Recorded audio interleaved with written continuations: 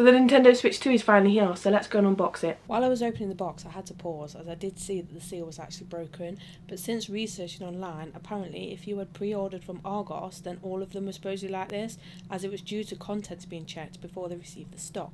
However, I'm not sure how true it is, but let me know if this happened to you if you did end up ordering from Argos. So once you are inside, you will see, of course, the new Switch 2 console as well as new Joy-Cons. Hallelujah, hallelujah, hallelujah. The screen looked absolutely massive to me, as I've only ever known the original Switch, not the OLED, and of course the new Joy-Cons had a little bit of a redesign compared to the old ones, with the colour on the side instead of all over. And then underneath we have the new controller grip for the new Joy-Cons, which again, they've slightly changed the design to this to obviously allow the magnetic connection. Then you have your UK charger plug and cable, which is still obviously a USB-C type, and then of course the new dock for the Switch as well. You also have the instructions, a HDMI cable and the Joy-Con straps, which are now full colour instead of just black. So first impressions when opening up the screen, it looks very sleek, and I love the fact that this Switch does actually have a 7.9 inch compared to the original, which only has a 6.2 inch. The Switch 2 now does have two USB-C ports, which is one at the bottom and one at the top, both for charging, and the bottom one is also for docking. You can also see that they have now added an improved kickstand which goes along the whole of the console instead of just one side. Now for the Joy-Cons, they do still come in the red and blue colours, however instead of them being all over like the previous model, they're only on the sides and under the analog stick. I do feel that the colour is a little bit more muted than the previous one, and they do look a little less vibrant. They also do feel a little bit more matte compared to the old ones as well.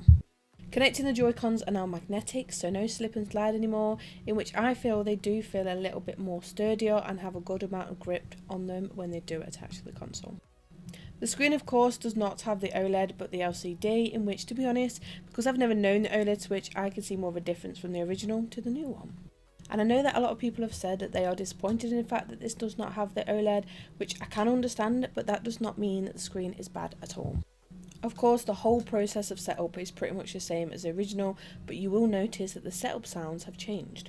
I always think that this is the best part of buying a new console, and the whole setup process, knowing it's brand new and ready to go, is just the best feeling in the world. While in setup mode, you will also have the option to transfer your data from another Switch, but obviously if you don't want to do that, it will give you that option as well.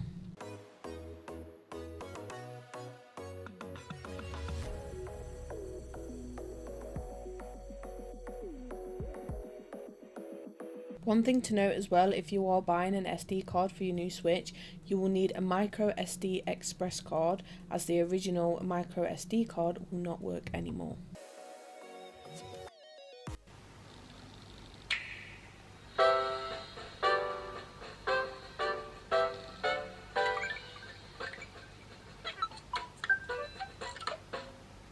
Now that setup is complete, all that is left to do is download all of my games onto the console.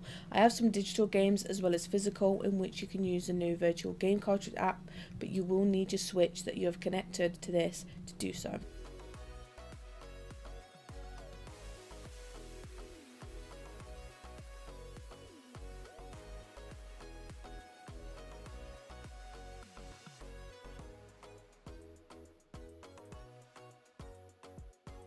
And that's it. Let me know your thoughts on the new Nintendo Switch 2 and whether you bought it on release day as well.